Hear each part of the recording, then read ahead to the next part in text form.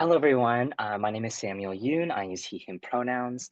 I am one of the co-chairs of the Sex Salon Committee. We just want to welcome everyone to this event and thank you for all being here. So for those of you who don't know, Sex Salon is a monthly speaker series organized by graduate students who are affiliated with the Mark S. Bonham Center. We host our events every single last Wednesday of the month from 5 o'clock to 7 o'clock. So we have two more events at the end of this year. So that will be on April 30th and May 28th. We welcome all of you to our presentation today. I'm going to pass off to Abby, who's going to do a land acknowledgement for us. Hi, everyone, and welcome. So excited for this talk. So we hold this meeting in the, despite the fact that most of us are attending from different places, this is a virtual meeting. The University of Toronto it is what allows us to organize Sex Salon, and so we're acknowledging the land on which the University of Toronto stands. So we hold this meeting in the territory of the Huron-Wendat and Petun First Nations, the Seneca, and most recently, the Mississaugas of the Credit River. The territory was the subject of the Dish with One Spoon Wampum Belt Covenant, an agreement between the Iroquois Confederacy and the Confederacy of Ojibwe and allied nations to peaceably share and care for the resources around the Great Lake. This is sacred land on which the University of Toronto operates and has been a site of human activity for 15,000 years. Today, the meeting place of Toronto is still the home to many Indigenous, First Nations, Métis, and Inuit people from across Turtle Island. We must express our gratitude for the opportunity to work on this territory with these peoples and with all the inhabitants of this land. With that said, we must also question the limits of acknowledgement and gratitude and mobilize actions for tangible change. The reparation of relationships between peoples and land is not only possible, but necessary. As well as tending to our local relationships, we must not forget that efforts for reparations and land back here on this territory are connected to efforts for land back globally. As we engage in this meeting, those of us who are not Indigenous are encouraged to reflect on the land that we are on, who the traditional keepers of the land are, what treaties we are held accountable to, and how we can honor them. More information is available at native-lands.ca. Thanks so much, Abby. I get the pleasure of introducing our speaker today, which is Helen Abbot. So Helen Abbot is a sonic intimacy scholar, multidisciplinary artist and musician, and fifth-year doctoral candidate at Western University Center for the Study of Theory and Criticism, and part-time professor at the University of Ottawa, where she teaches a wide range of classes in the School of Sociological and Anthropological Studies and the Institute of Feminist and Gender Studies. Her research interest lies at the intersection of music studies, sound studies, gender studies, and sex studies. Abbott's doctoral thesis is an exploration of the philosophical implications of writer Anaïs Nin's, I might be pronouncing that wrong, my apologies, self-proclaimed feminine musical writing style in her experimental novel, Cities of the Interior, 1959. Abbott's artistic practices include Fluxus event scores, poetry, creative nonfiction, illustrations, and scanography, in addition to her musical practice as a free music musician. So thank you so much, Helen, for joining us today and for presenting your research to us. We're really looking forward to your talk. Okay. Mhm.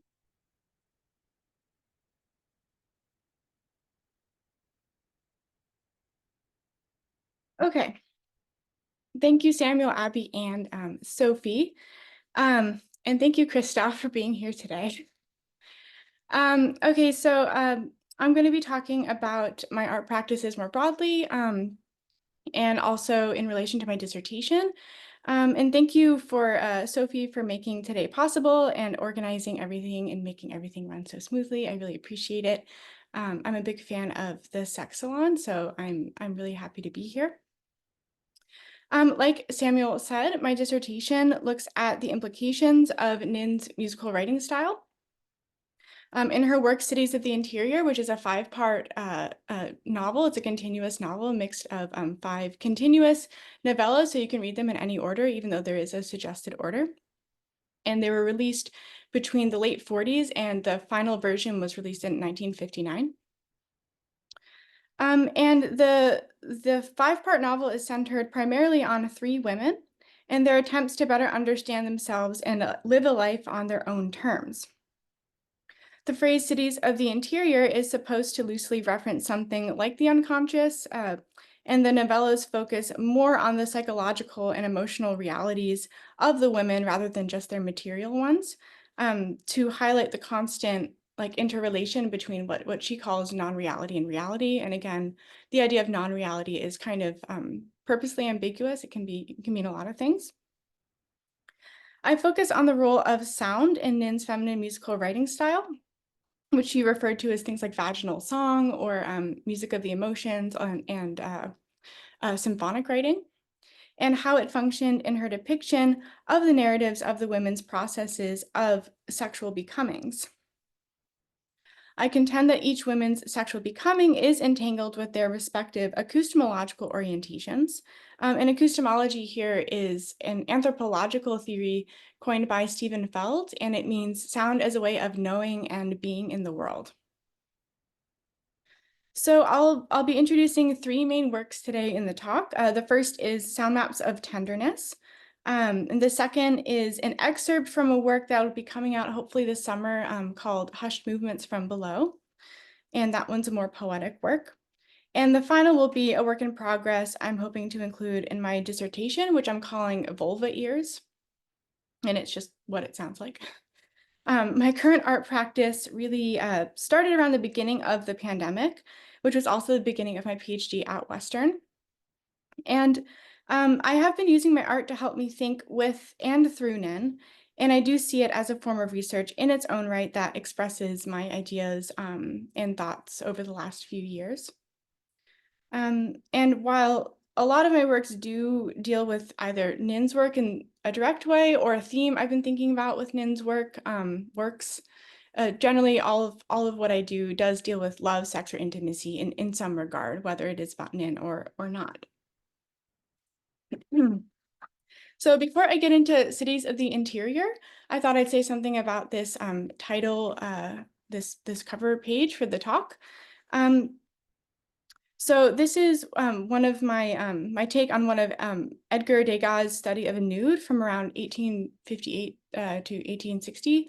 At the beginning of my PhD, I made a series of Xerox art pieces based on my own illustrations and interpretations of a handful of Degas' nude works, on which I added excessive amounts of menstrual blood, which is obvious here, to the works as both a beginning in developing my Xerox art practice, and also as a beginning of a more explicitly feminist and explicit art practice. So with these, I was interested in further drawing attention to things about the women Degas was trying to do in his brothel period. Like he tried to depict nudes or the traditional nudes in more contemporary settings, drawing attention to things like pubic hair and stuff like that. And so I was trying to just kind of add to that in my own way while developing aesthetically this scanography. So they're more experiments, and I probably won't put them out in the world in any way other than this talk.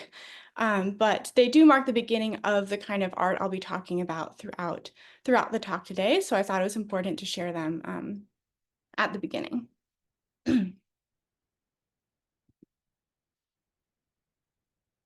So one significant aspect of the women's personhoods in Cities of the Interior is that they are structured in relation to what I'm calling a sonic porntopia. This is shown in a few ways, and the most elaborate example I work with in my dissertation to theorize a sonic porntopia is the only passage that ever fully outlines the cities of the interior. So the women fall into their cities of the interior when life becomes too unbearable or difficult to comprehend. And the difficulties experienced by the women include a lot of things, like from failed relationships to sexual abuse, self-hatred, confusion, from stuff like internalized depression and so on. This is akin to sort of stepping out of yourself, like a self meaning like person with an identity, knowing that they have an identity within, a symbolic order, which I'm thinking of like a tactics of dislocation, a term I'm loosely borrowing from Christophe Migone. And stepping out from really the tyranny of one's reality. So I'll read this passage now, the one on the slide. Juno walked back again into her labyrinthian cities of the interior, where music bears no titles, flowing like a subterranean river, carrying all the moods, sensations, and impressions into disillusions, forming and reforming a world in terms of flow. Where houses wear but facades exposed to easy entrances and exits, where streets do not bear a name because they are streets of secret sorrows, where the birds who sing are the birds of peace, the birds of paradise, the colored birds of desire which appear in our dreams. There are those who fear to be lost in this voyage without a compass, barometers, steering wheels, or encyclopedias. But Juno knew that at this surrender of self began a sinking into deeper layers of awareness, deeper and deeper, starting at the topsoil of gaiety and descending through the geological stairways, carrying only the delicate weighing of the heart to weigh the imponderable. Through these streets of secret sorrows in which music was anonymous, and people lost their identities to be better carried and swept back and forth through the years to find only the points of ecstasy, registering only the dates and titles of emotion, which alone enters the flesh and lodges itself against the flux and loss of memory. That only the important dates of deep feeling may recur again and again, each time anew, through the wells, fountains, and rivers of music. So this passage gives us some clues about the tenor of the cities of the interior, and as a result, the makeup of the women's selfhoods as well. I view the cities of the interior as an erotic space that epistemologically functions similarly to what Stephen Marcus calls a porntopia, albeit here through sonic means. Porntopia was Marcus's term for the utopian fantasy implicit in pornography, where space and time only measure the repetition of sexual encounters and bodies are reduced to sexual parts and to the endless possibilities of their variation and combination. As a result, certain forms of pornography regularly move towards independence of time, space, and even language itself. So in a sense, we can understand porntopia as a reduction of subjects, subjects being bodies that are discursively formulated to become subjects, to body parts in motion, to exist beyond what I'm calling the tyranny of subjectivity.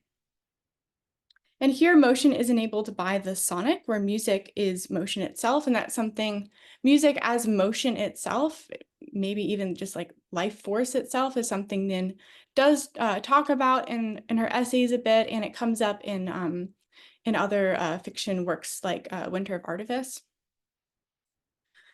So the epistemological underpinning of this space, and even more specifically a psychedelic sonic porntopia, is because of the emphasis on not just losing one's identity through sonic fabrics, but also the significance and indeed desirability of the loss of identity in such a context, which is signaled when Nin writes in this quote. But Juno knew that at this surrender of self began a sinking into deeper layers of awareness. This passage also speaks to the deep relationship the women have with sound that grants them acoustemological capacities and moments across the novellas. For Nin, people's subjectivities exist along a constant continuum of inner and outer life. So not just like an outer life that follows like the inner unconscious and its drives in this like very linear way. And this constant like oscillation between inner and outer, I think, does make it very plausible that they retain aspects of their existence in the sensuous cities when they enter outer public life. The sonic porntopic tenor of the cities of the interior is also a crucial dimension of what I see as a utopic impulse in Nin's musical feminine writing style, in which women, in theory, can fall inwards whenever necessary to be sonically caressed with and by other bodies, devoid of the ideological circumstances and mechanisms that push them out of these realities in the first place. The women are often beckoned by sonic fabrics, like musical pieces that kind of are personified or things like that, to initiate a tactics of dislocation into a porntopia. Or put another way, the women are kind of structured by this fundamental temptation by space to dissolve and leave their realities. space here being the sonic porntopia. In this space, difference no longer exists, ideally, and only sensual feelings and movements that are enabled by the sonic as a form of motion that traverses the elemental and cosmological remain.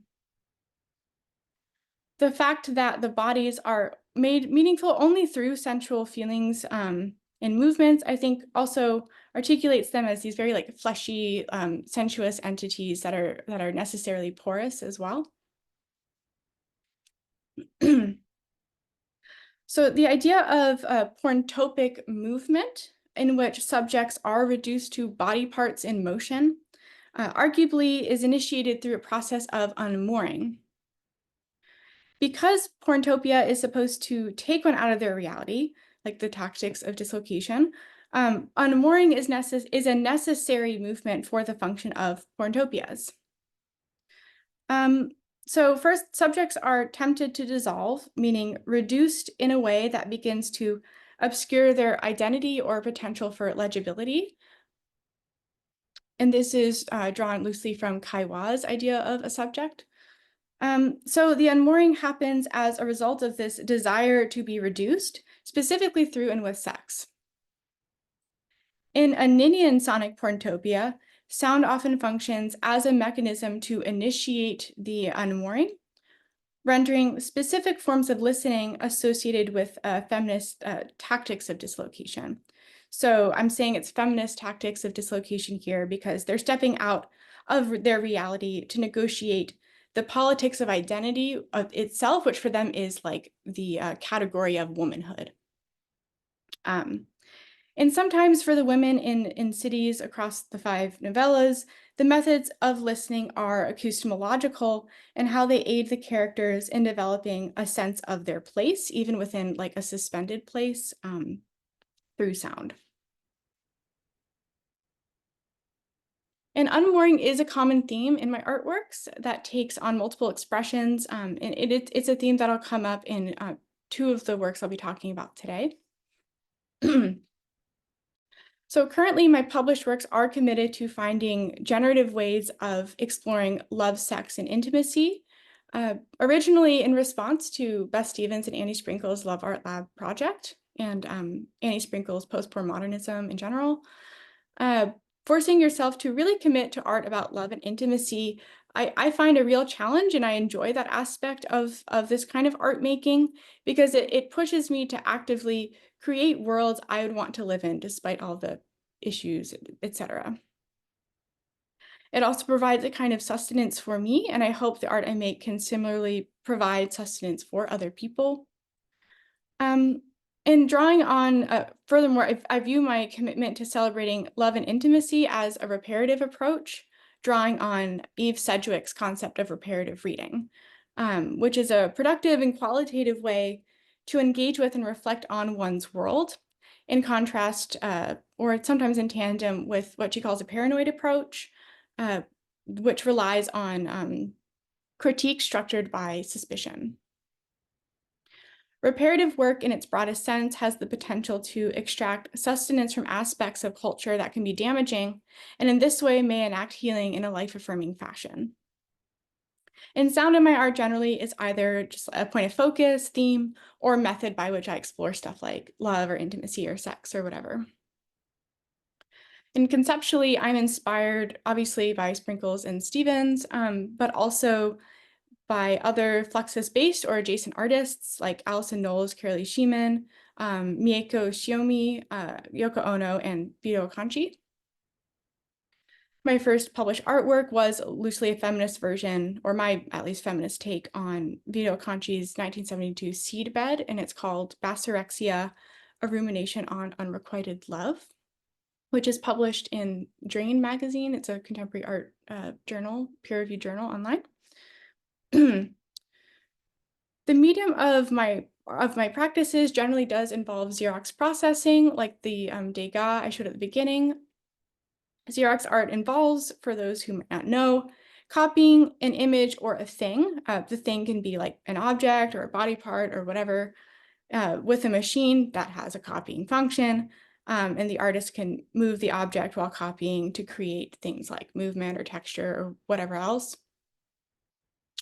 And my Xerox art practice or scanography began at the beginning of the pandemic, where confinement forced me to think about how to use the materials at hand for my artistic practice. And recently, my works like the sound maps of tenderness and the vulva ears involve copying a template I've drawn a number of times, resulting in permutations of the original image, so thus creating like a series. One thing I'm really drawn to about this approach is the possibility of indeterminate outcomes. And yeah, something unexpected might happen during the copying process, either because of some error in the processing or something I unintentionally did might create an unanticipated result. I never fully know how an image is going to look after processing it. And in some earlier works I won't be talking about today, there were a lot of what might be seen as mistakes that made me really love this approach, because I felt like I was working with my very basic at-home printer as a co-author of sorts. And I do like to maintain a slight level of naivety with that process, to maintain the practice as in spirit, partially indeterminate, based in collaboration.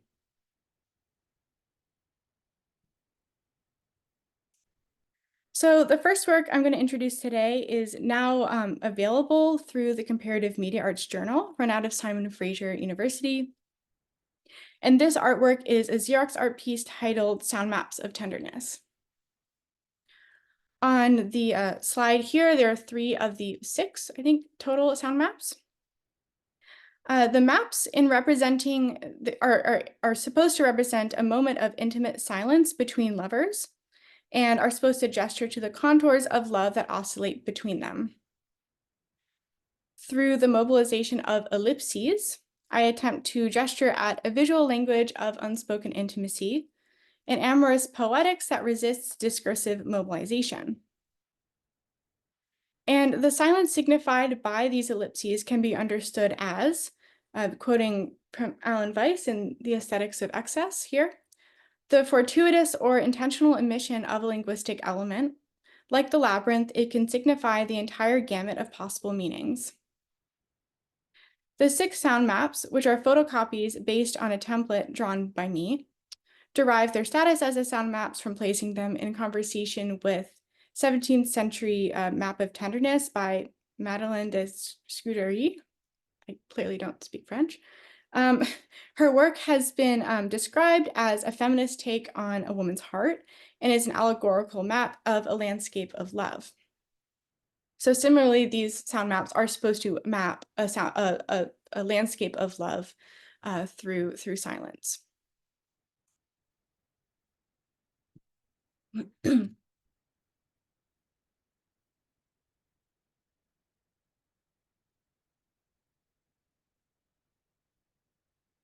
So the second work here on the slide is the 4th movement from Hushed Movements from Below, which will be out this summer in the Feral Feminisms Journal, I think this summer.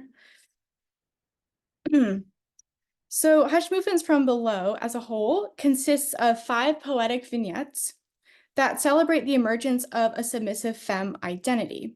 And by femme here, I'm talking about BDSM practices. Each work is a moment centered on silent interactions between 2 people who become connected through sub-dom potential energy.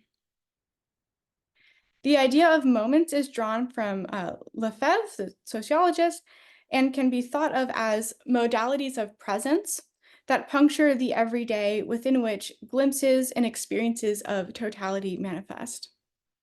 And by totality here, I mean the entirety of existence and anything that can, potentially result in the future. The vignettes attempt to recount as many material and imaginative contours as possible that constitute each moment and provide the conditions of emergence for the nation sub. More specifically, the works illuminate the precise point at which each moment surfaces and the utopic and grounding energies that can accompany their surfacing. Both parties become intersubjectively locked in a position of self/mutual understanding within the suspended subversive moments. Consequently, the protagonist becomes aware of her sexual contours for the first time and experiences coherence, peace, and blissful expectation as she starts to vibrate into a web of being, or what we might say, the web that is being. The work reparatively contributes to kink scholarship by exploring a positive process of this identity formation. And the fourth movement from below is the one on the slide, and I'll read that before talking a little bit about it in relation to unmooring. Musty air, yellow lights whine and flatten. Sharp blue eyes suspend her in the haze. Undress. Fibers loosen, dissipate, vibrate, violate, flip, begin to rearrange. Skin and fabric weave together into a corpus that cannot hide and no longer has capacity for solitude. Now she joins the corporeal fibers arranging the subterranean. Blue glistens, glues their hearts tender, air cools, heads turn at a sight so beholden to vitality.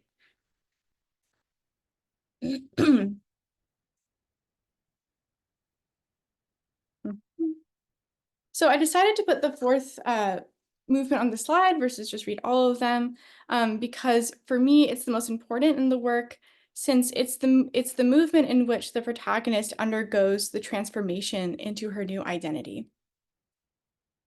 As such, I view the idea of unmooring as like the central mechanism to the entire piece, Hush movements from below.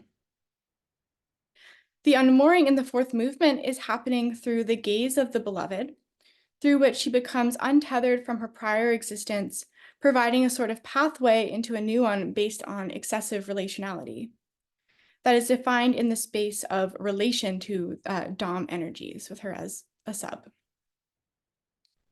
It has a utopic tenor in the lines, skin and fabric weave together into a corpus that cannot hide and no longer has capacity for solitude, which is trying to get at this reparative reading and like utopic impulse, similarly to Nin, but also drawing on Sedgwick.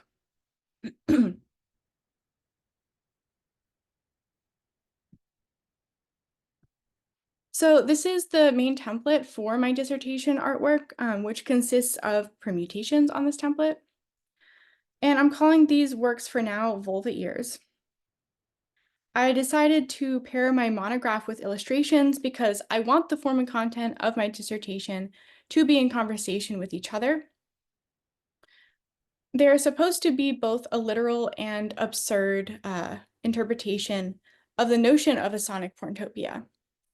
And by this, I mean they are the end product of reducing a subject to body parts and the movement of these two parts placed together, the ear and the vulva, is gestured at in the permutations.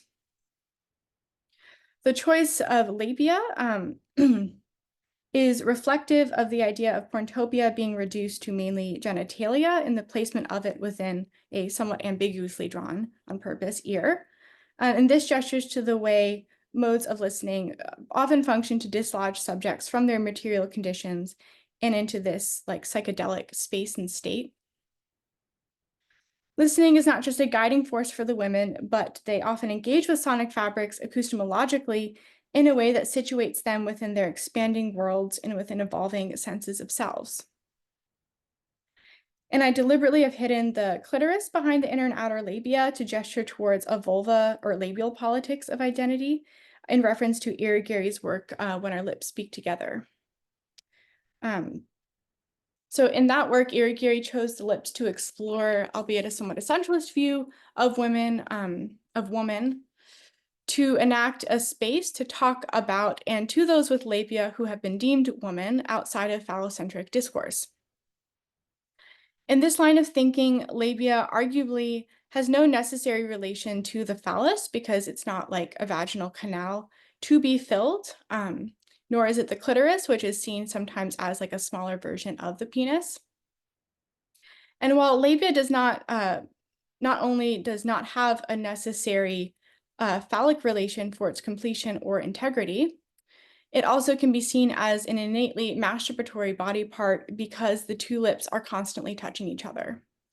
So this imbues the person who has the lips as brimming with orgasmic, like loving energy. So the person who has labia, therefore, is defined by these logics according to an autoeroticism, rather than through phallocentric discourse as one who lacks. The vulva ears, for me, are supposed to participate in a similar labial politics by refusing any necessary phallic relation, necessary or compulsory. The rupturing potential of a porntopia as something that, in theory, leaves the socially real and therefore does not abide by its logics of classification and categorization, is supposed to be gestured at by this kind of labial politics in which gender, as a construct that classifies bodies, starts to disappear in favor of only sex. Arguably, this might be what Nin was gesturing at when she mentioned deeper layers of awareness in the idea of the surrender of self into this space, but we're still working that out. And for cities of the interior as a whole, this is important because one thing the women largely struggle with is the pressure to conform to codified archetypes of women, or I should say woman, especially through the figure of the femme fatale, an archetype two of the three women frequently try to perform and like force fit, but fail to achieve, and as a result experience a lot of confusion and dysmorphia about their actual sexual natures, which I argue are submissive sexual natures. So the ability to step outside of the category of womanhood that is causing them grief has a lot of potential for processes of identity negotiation. These are two of the many permutations I've just started.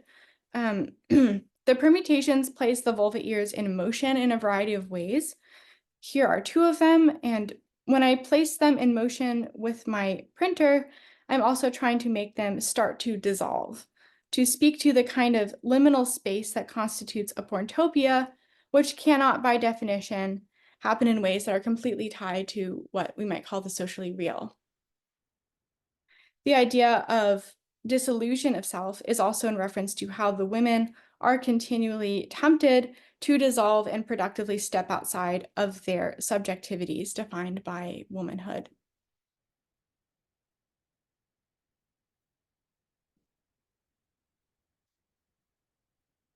So these are the only two vulva ears that have color, at least for now, and are supposed to indicate the psychedelic nature of Nin's writing style and the subjectivities of the three protagonists, who all appear to engage with their realities at times through sound-induced synesthesia.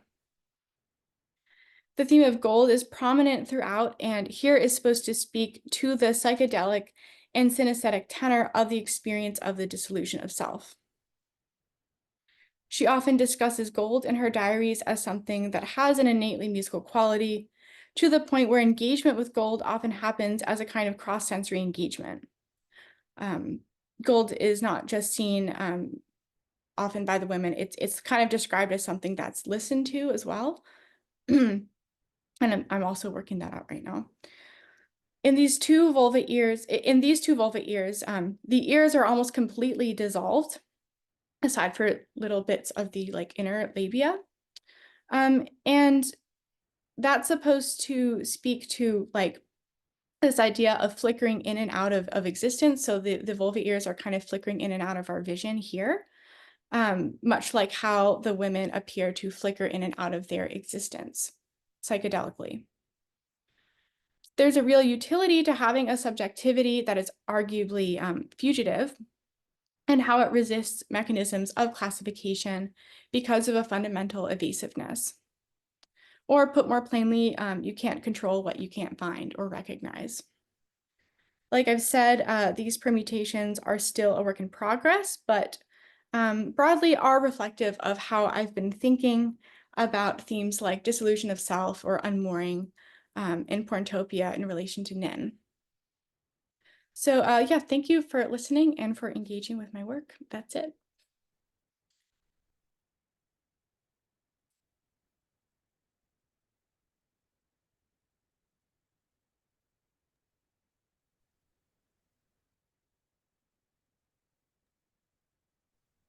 Thank you so much, Helen. I think I'm gonna take over for the question and answer part of this event. I guess let's maybe do hands up or really just call out if you have a question. You can also write in the chat.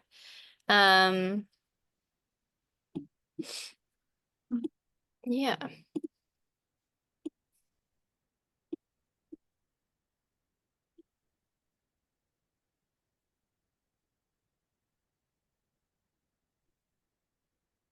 I can also start us off with the question while others kind of think through. So I guess this is a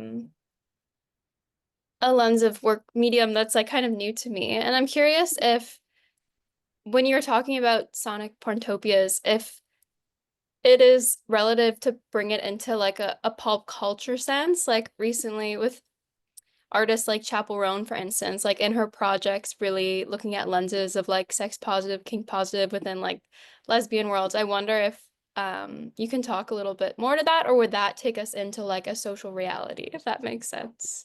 Yeah, I mean, I think I'm definitely part of that pro kink, very pro sex movement lens and stuff like that. So for me as the artist, it's definitely relevant. And I talk about that in my classes, like last semester in a feminist theory class.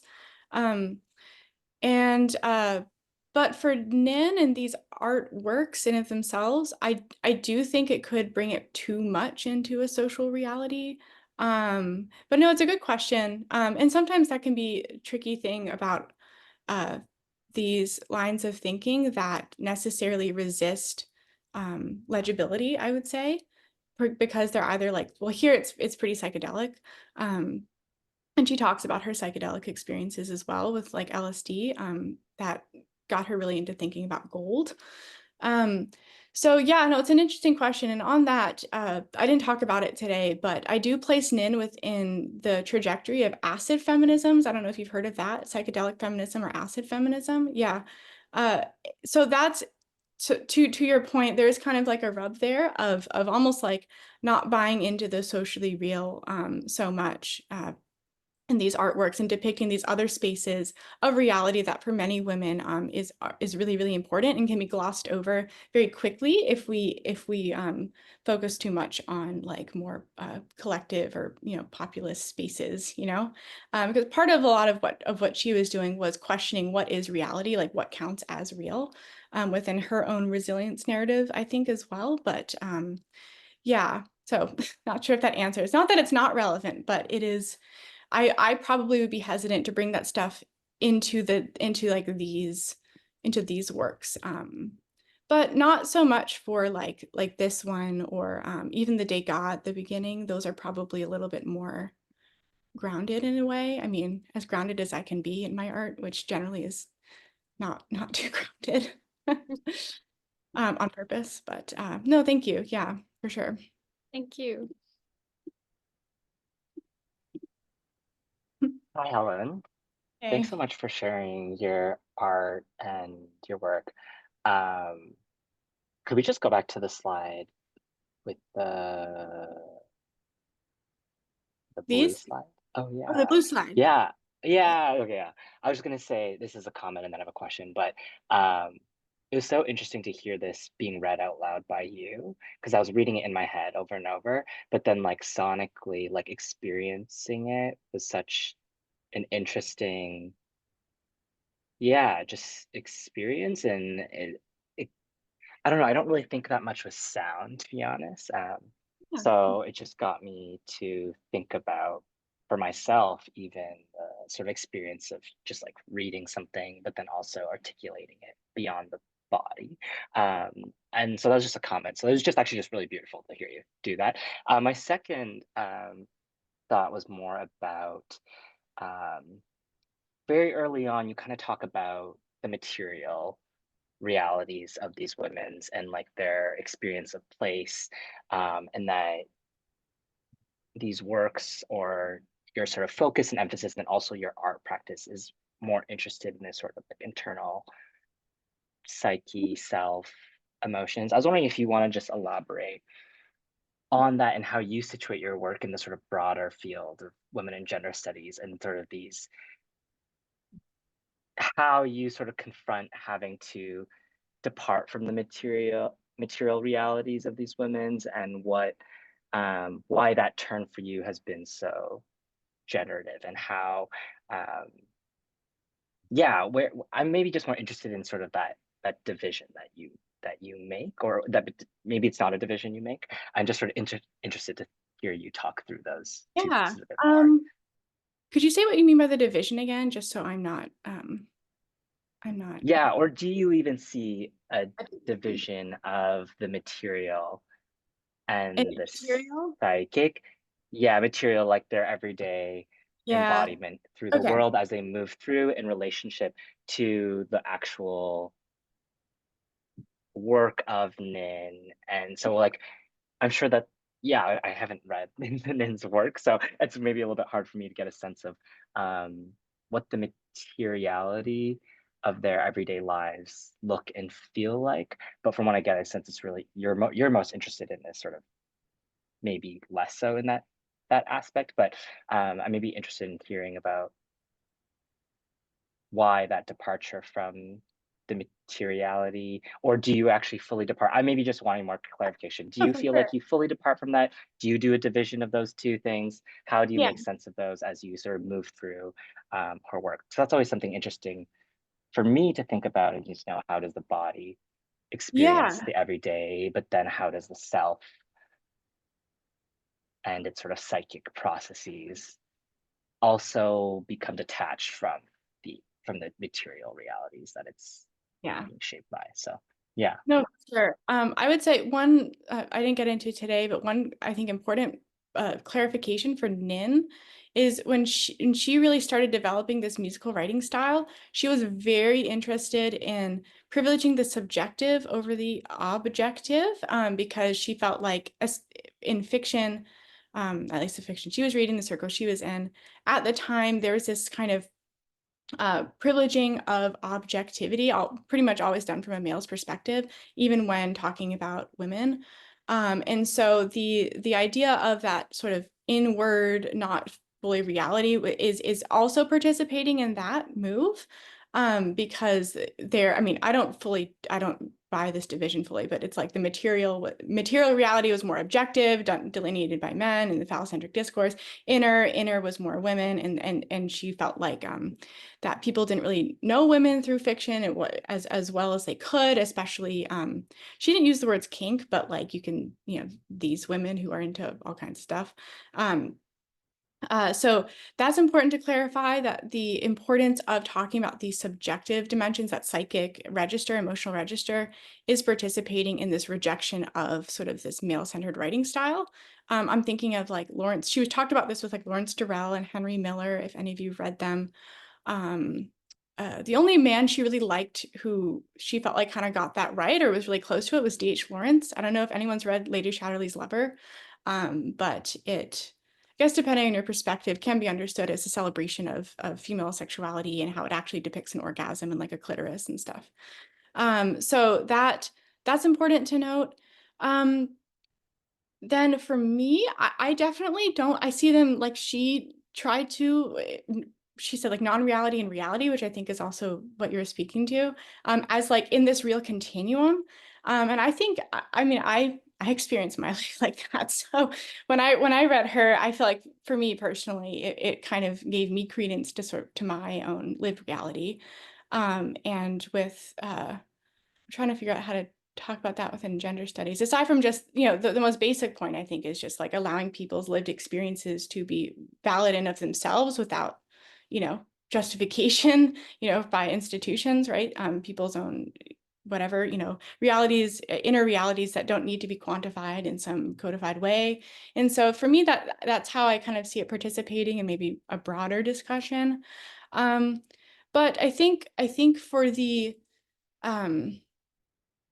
it the psychedelic aspect is again important here, because what she felt like, she did LSD, but she also was trying to develop a kind of womanhood, I think, at least in her works, in which women can kind of trip according to whatever like is around them. So like sex can be a form of tripping, a beautiful day can be a form of tripping. So if they're experiencing any unpleasantness or whatever, they can step outside their reality and be whoever they want, whenever they want, and then bring that back into their reality. And so, I mean, I guess in theory, if you do that, then when you come back, you could be more healed or more yourself or whatever have you.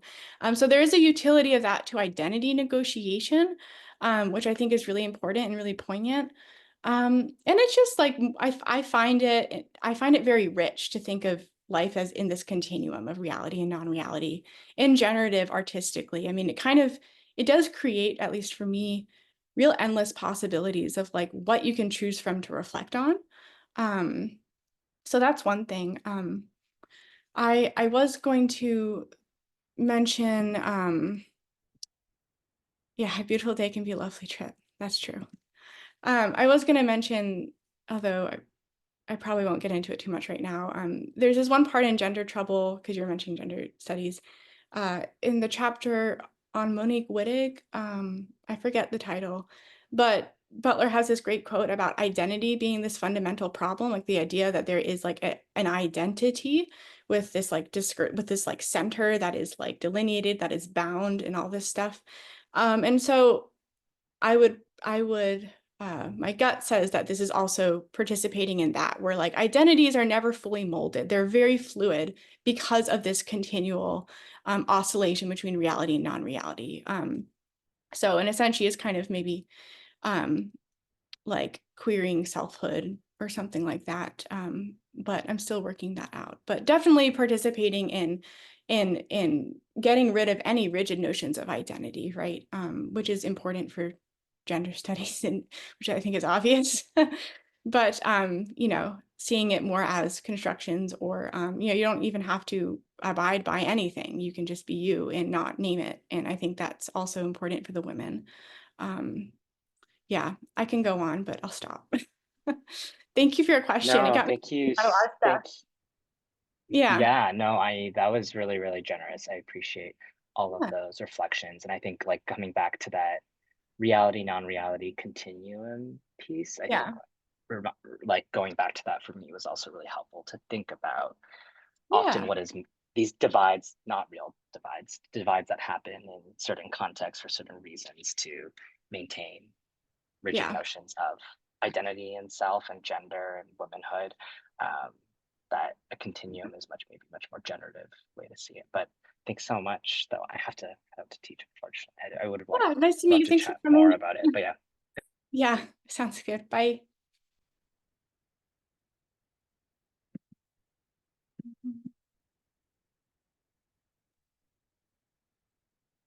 Awesome. Abby, did you have a question? Okay, cool. Well, I have so many thoughts. I found that incredibly generative. I'm gonna have to go read all of your work and keep thinking about this. I do send, I wanted to give my regards. One of my colleagues in my department, I'm in the Department of English, works in sound studies and is devastated that they couldn't make it today. And I genuinely think this would have been a fantastic presentation for them. They work a little bit at the intersection. Pardon me?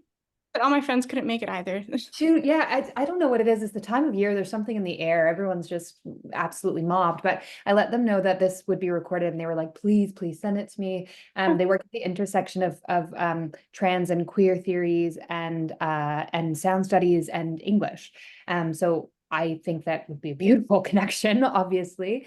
But there's a question there somewhere, but I don't really know how to formulate it. I was curious about reading the body as a surface, and then you're kind of talking about these different psychic states and these different physical states as well as artistic modes. And for a while I was ruminating a little bit on questions of like psychogeography, especially with that one quotation about something is labyrinthine, like my writing's labyrinthine, or my experience. And I was curious about the interrelationship between movement through sound, movement through space, movement through the body, and then movement through different artistic practices, particularly when it comes to questions of like adaptation or appropriation of artistic practices, as you sometimes seem to be doing. So it's like not a question there, it's just a little coalescence of ideas where I was like, yeah, I think your work is incredibly generative, and it made me think about all of these different kinds of very active and charged movements. Mm-hmm. Yeah, movement is so important for Nin. I mean, I think like you're picking up. And I don't know if you've read any Bergson, either of you read Bergson, but she read Bergson and was really into understanding the self as like a very fluid, super dynamic. She literally writes at, I'm blanking on exactly where, but she writes that like being static, like quite literally equals death, or I think she means ontological death, but she does kind of equate the two, which is why music was so privileged for her and understanding life, because of its I think kind of innately well, it only works through sound, moving, right, placed in movement. So I would say all the movement stuff does kind of highlight the way she arguably is enacting like a musical ontology for the women. That can kind of, I think, maybe tie together the different threads you were mentioning, although I'd have to think about it more. You said a lot of good stuff, so I have to think about it a little bit more.